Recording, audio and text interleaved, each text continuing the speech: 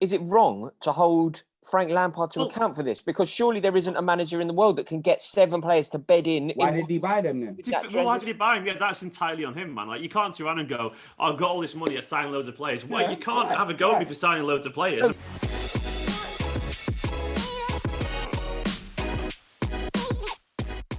Hello, everyone, and welcome to 888sport. I have never been less up for a debate than the one we are about to have. Effectively, what we are going to be asking is Frank Lampard holding Chelsea back?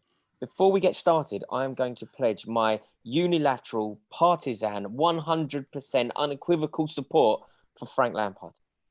However, I think it's quite nice to explore it with people who do not have that love. But I'm gonna stack the odds in my favour slightly.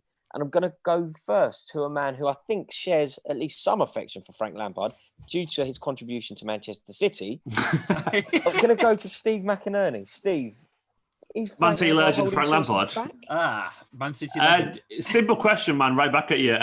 If he wasn't Frank Lampard and he had this record, would you sack him? But that's not quite fair. Because of course I don't have the same love for, you approach different situations differently. Of course, yeah. Frank Lampard scored, I was at Villa Park when he scored his 202nd goal, breaking the record. What I'm saying though, that's emotion, isn't it? That's not emotion. That's not logic, really. There's logic and emotion sometimes, but I do believe genuinely, if he was just another manager you've had, he would have been sacked by now. Personally, I mean, what I will say is I do understand that giving managers time. I mean, 2 months ago, everyone was saying Pep out and all that kind of stuff, and now all of a sudden City are right back up near the top because you do have to trust in the process. But conversely, he's Pep Guardiola. With all due respect to Frank Lampard, he doesn't have this incredibly decorated history of winning loads of trophies as a manager. And I think people have got every right to turn around and say, look, Lampard has to deal with the expectations. If you get the job of Chelsea manager, one of the biggest clubs in world football, after managing Derby County and because you're Frank Lampard, and he got the job because he's Frank Lampard, let's be honest, then you're going to have to also accept that you're going to get criticised because you're Frank Lampard. So I think largely he's kind of going to have to live and die by his own sword, really. And I mean, we were chatting, man, before the season on this channel saying, like, look, is it not that, doesn't he have higher expectations now given he spent all this money? Surely last season, you did all right. You did okay with that squad, but obviously everyone's saying, well, we need to give him a little bit of time, spend all this money. And we were saying, like, nothing less. Well, I was saying anyway, personally, and we did put it to yourself, like, nothing less than a decent title challenge should be acceptable given the money that you spent. And unfortunately, it looks like he's gone backwards a little bit. He's stressed, fam. He is stressed, blood. Don't get me wrong. Last season, he did wonders, innit? He did wonders with the kids, fam. But that's what he is, innit? He's a nursery teacher, kindergarten FC, fam. You know what I mean? But when you bring a nursery teacher to high school, when you throw him into the lion's den like Anthony Joshua, fam, what happens? Stressomania, fam. I'm telling you, you were on top of the world. You was at home in Kilburn sitting on top of your atlas, fam, sitting on your little geography atlas on top of the world. Oh, Chelsea, we spent 220 million. Timo Werner, fam, I can't even call him the German Shane Long anymore because Shane Long actually knows how to finish, fam. I hope Timo Werner don't do any post-match interviews because that guy couldn't even finish a sentence, fam. Yeah? Just no blood. Man like Kai Havertz, fam. You were talking big about Kai Havertz, that German Statue of Liberty. Bro, I've seen more movement in Madame Tussauds from the wax models, bro. Yeah?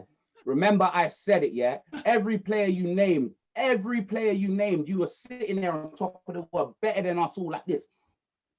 You know what I mean? All the money in the world. I told you can have all the money in the world, fam, like Gwen Stefani. It don't make a difference. You know what I mean?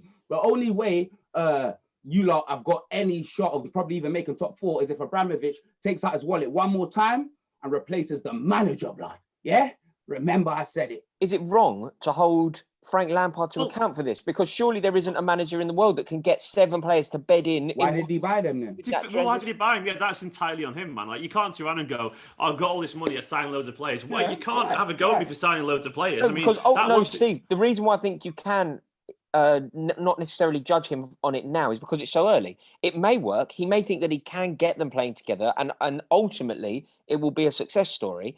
But these things take time. We're judging him when he's had these players at his disposal for about 6 months. Do you know what? I would agree if it looked like, I mean, I think there's always a compromise. You can understand that argument if things don't look really bad. And I would say genuinely for Chelsea at the moment, things do look genuinely bad. Like they don't look like, okay, like players are settling slowly. It looks like at the moment people are actually questioning the quality of these players full stop. Not that they need time to settle in. It could be that that's the case, and it probably is the case. But at the moment, I mean, you can't drop down towards mid-table and be miles off the Champions League. That is not acceptable, Chelsea, as it currently stands. I understand a bedding-in period, but you've got to be at least matching last season if you spend that much money. I feel that's a bare minimum. You do have to understand as well, like, I mean, it's not like he's got this glittering CV as a manager. There are genuinely fair questions about his ability to get in the top four it's obviously difficult. To get a top four with Chelsea isn't that difficult. I think that's probably fair. You are Chelsea, a team who's constantly around the top four. To win the league, though, regularly, that's hard, man. That is hard to do. That's not easy. And you have to be a very certain kind of coach who can get players to have that exact kind of like winning mentality. And we don't know yet if Lampard has that. We just don't. We know he's good at getting a team that's pretty decent to play all right football and be around the top. But he's shown absolutely nothing so far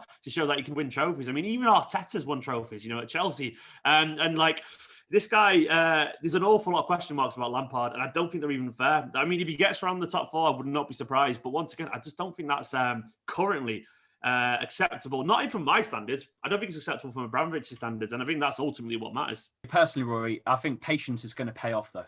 Personally, I think if you just hang it out, I think we're not known for that. I know you're not known for that, but I think something changing is in the air. Look at Ralph Hasenhuttl for Southampton. He lost 9-0 against Leicester in October of 2019. He beat Liverpool, the reigning champions, 1-0. Did you see how he reacted? He was crying.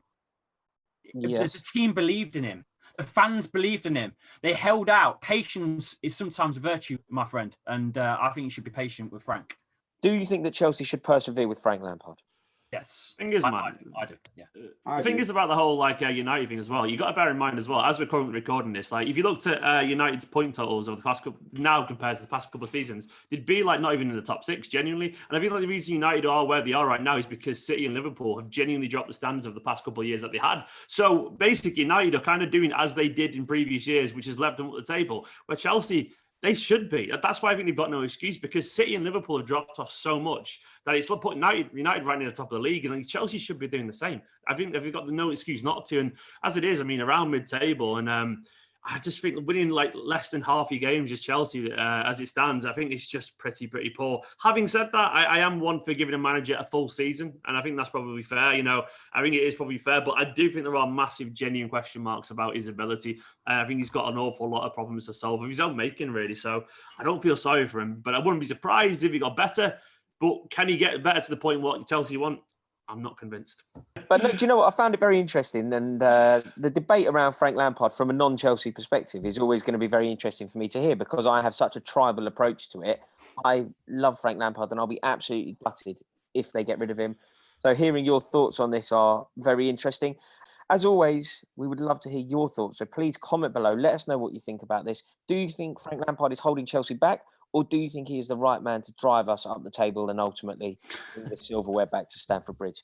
Make sure you click subscribe, and we'll see you all on the next video.